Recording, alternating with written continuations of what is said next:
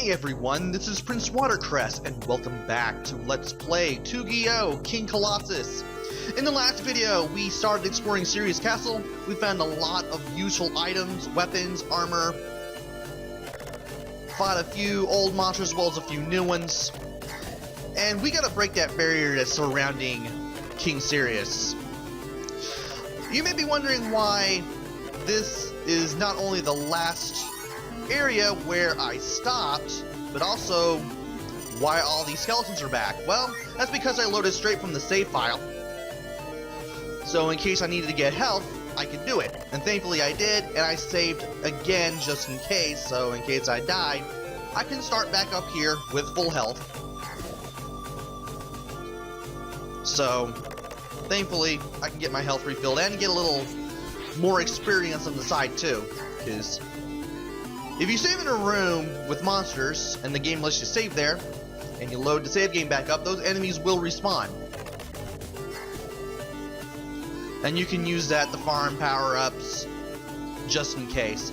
I was using that a lot here on my first playthrough through Castle Sirius. As I said in the last video, first time I played through this area, I died a whole lot.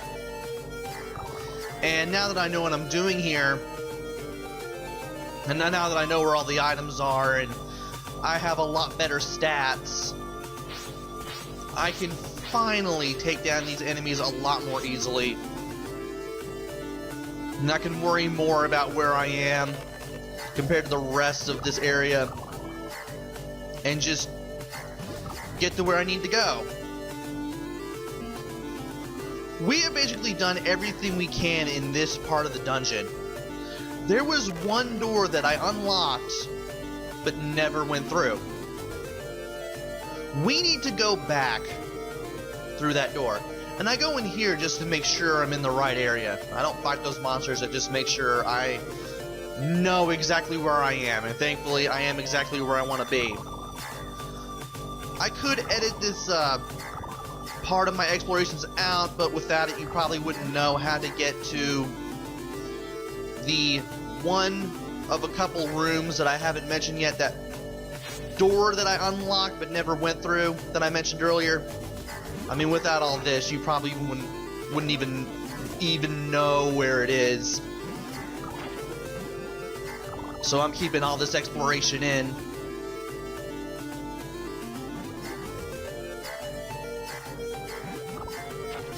And I'm losing a lot of health, and I managed to get this heart just in time.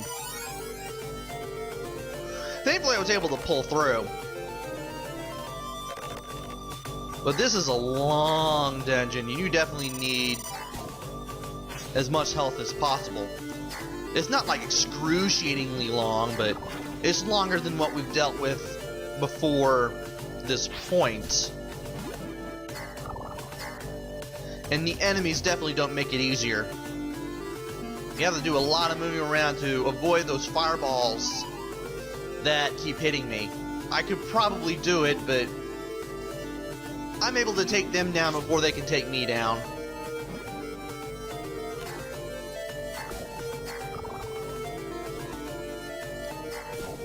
And we're out of here finally. So let's get out of this room. And then go through a series of smaller rooms. Path is pretty linear up until you reach this point.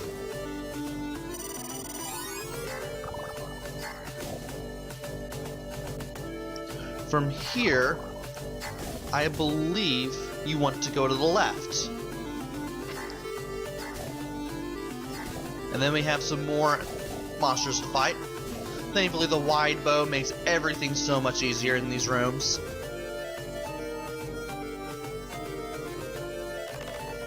Now we're in this room again, getting close to where we want to be. I'm just going to go ahead and take care of this mimic for good measure, as every little bit of experience helps. And once we go down through this room after facing the monsters that are in here, we'll finally be in that main maze-like hallway.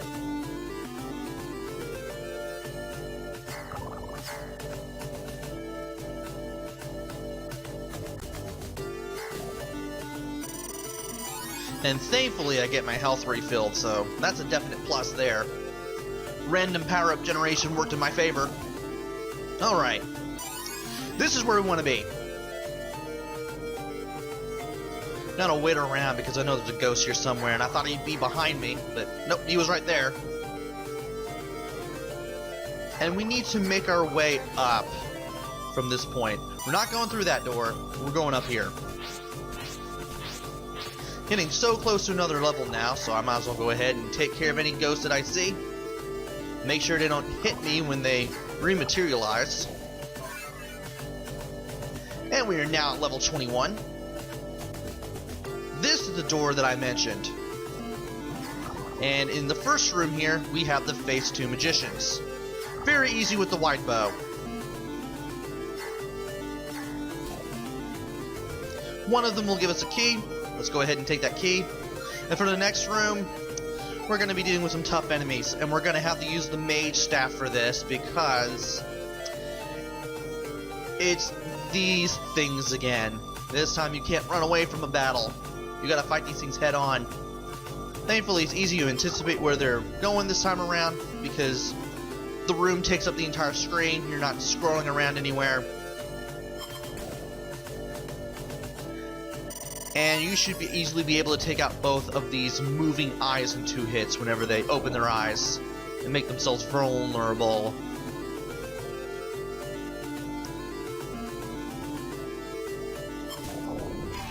And there we go. We are now in a series of cells. There are 4 cell doors to open. Open the second one. It contains this guy who somehow is thankfully still alive. He'd tell you that he was originally the king's advisor until Vraud stripped him of his powers and put him in this cell. He knows how to turn off the barrier.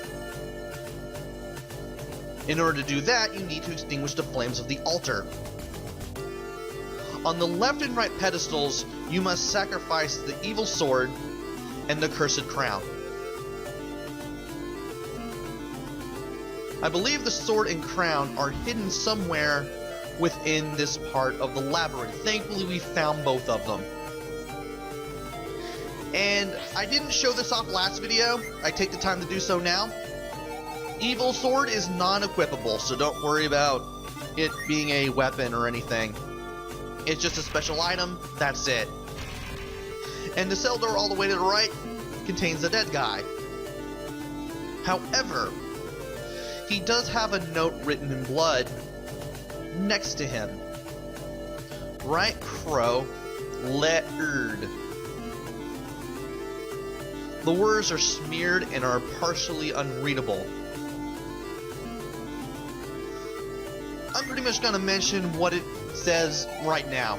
Right crown, left sword. You have to put the crown on the right hand and the sword on the left. Thankfully, because we have both items, it's going to be easy to do. We just need to find the altar that the king's former advisor speaks of. And then we can place the items. And I kept the Mage Staff equipped because as soon as you get back in these 2 rooms, the enemies are respawned. Thankfully, I know how to fight these 2 guys in this room. So we might as well go ahead and take the time to get closer to another level.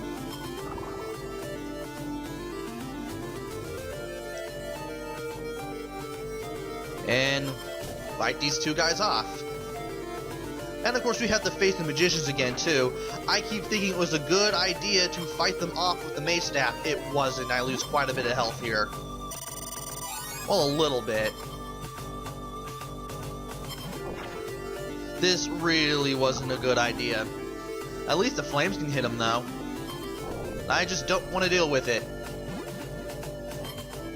And I thought I could turn around and hit him in time, but apparently the control pad didn't want to cooperate.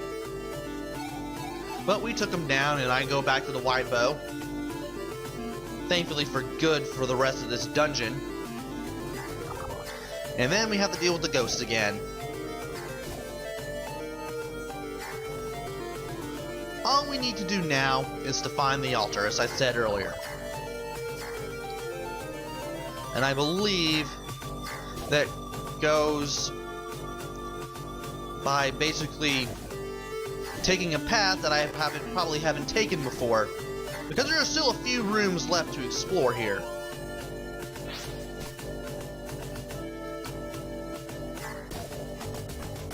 So, we're gonna have to go through here, and we have to go right in this room. Thankfully, the area I didn't go to is not very far away. And I keep thinking I can jump that. I can't.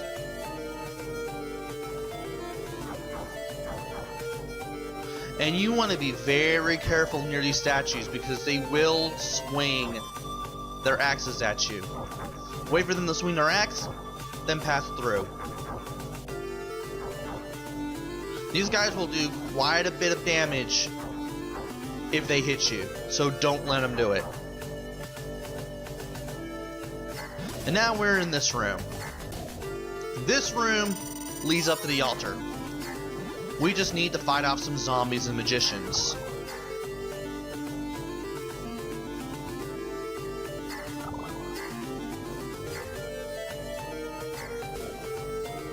There's one of the magicians down. Might as well go ahead and replenish some lost health here, which thankfully I seem to be having a good job at doing. And then we go through this door. Going straight up from here will take you to the altar. Apologies for anybody with epilepsy because this thing flashes. It's an altar to Vraud. There are pedestals on both sides, but it seems as if something is missing. Because we have both the evil sword and the cursed crown, all we have to do is just run into the hands, and we'll put the proper item in the proper place. You don't have to go through your inventory and select the use command. The character will just automatically do it for you. And by placing the crown and the sword in the proper places, we are able to break the barrier surrounding King Sirius. I'm going to save here just in case anything happens. And so from here on out, we can go straight back to the throne room.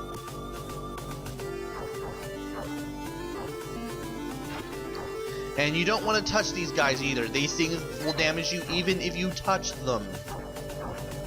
Didn't know that on my first playthrough, accidentally found out on the second.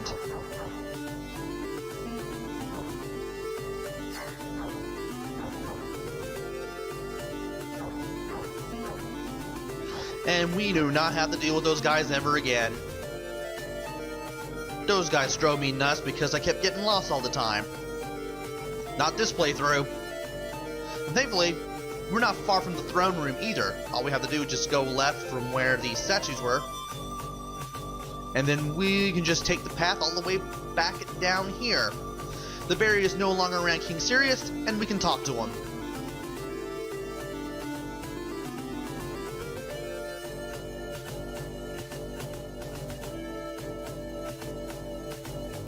When King Sirius talks to you, he thinks you're Orphis, even though you look a lot like him. Remember, King Sirius was the king who betrayed Orphis. He also recognizes the legendary sword that you have on you.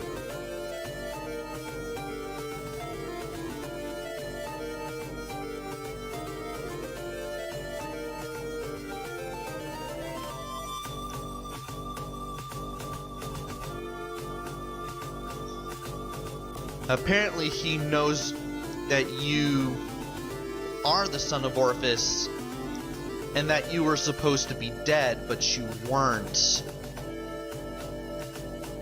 He then regrets siding with Desire.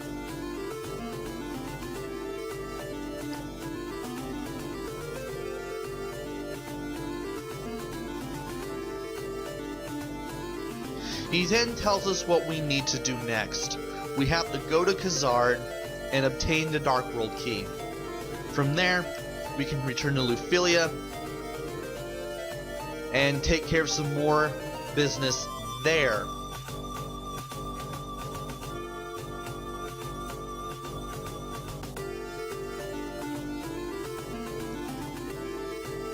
Unfortunately, because King Sirius has told us to go to Khazar to get the Dark World key. Vraud is angry with King Sirius and basically kills him. The throne explodes, and we get this doorway that leads to a boss battle. We finally fight Lord Vraud. And I'm gonna check my stuff here just in case. I do have Aura Shield. We have a decent amount of health. Let's go ahead and do this. Vraud has two forms. This is the first one. For the first one, he has a whole circle of those eye monsters rolling around him, just flying around in the circle. As long as you can keep him kinda on screen, you can hit him repeatedly with the bow. The eye monsters are kind of sorta easy-ish to defeat when they spread all across the room like that, I guess. And even though they're not protecting him, you can still hit him with the bow. Now, it seems like the worst is over, right? Well, wrong. We get his second form. He basically just moves left and right across the room, and sometimes he turns invincible. Not invincible, but invisible. Here I am with that Fester's Quest logic again.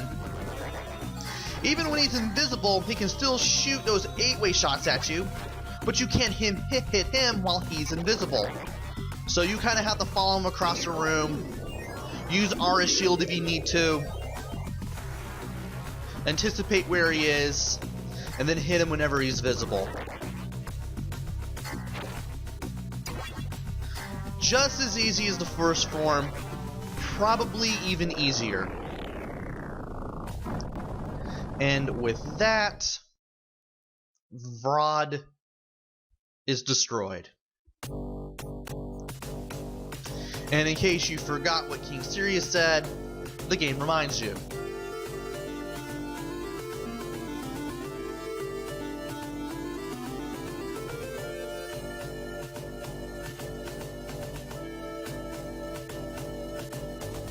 So now that we got that out of the way, and there's nothing left to do in Sirius Castle, we need to get out of here.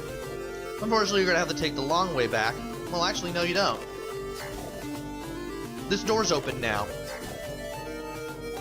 But you're still going to have to go through the side entrance that you came in from, and thankfully, one of these enemies dropped a full health replenishment for the trip back.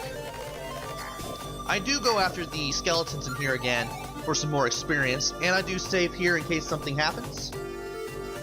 Shouldn't happen, but you never know. And you still can't go through that door. You will never be able to use the main entrance. The game just never lets you. So we have to go through the long way. Ish.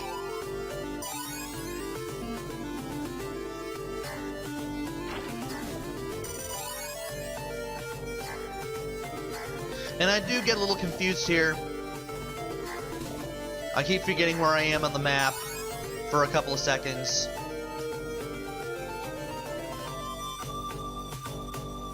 And I believe that I go through this door just to be sure of where I am. There's the chef. I go ahead and fight the enemies again because I can. Didn't think they'd respawn that quickly.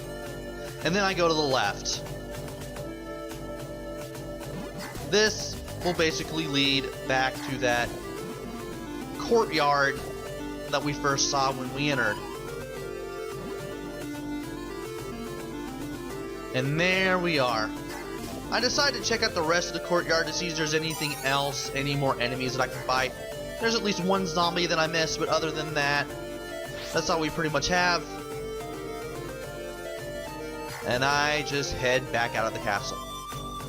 After checking to see if that last zombie dropped anything, of course. And we are finally home free. We are now out of Sirius Castle. Which means that we can head back to the map screen. And when you do,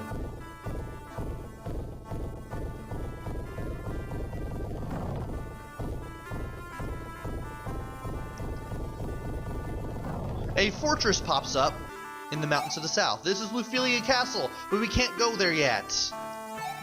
we need to press right on the control pad and go to Gizzard Castle instead. That is our next destination after all. And we're going to tackle Gizzard Castle in the next video. So join me next time where I explore Gizzard Castle and see what dastardly evil rears its ugly head there.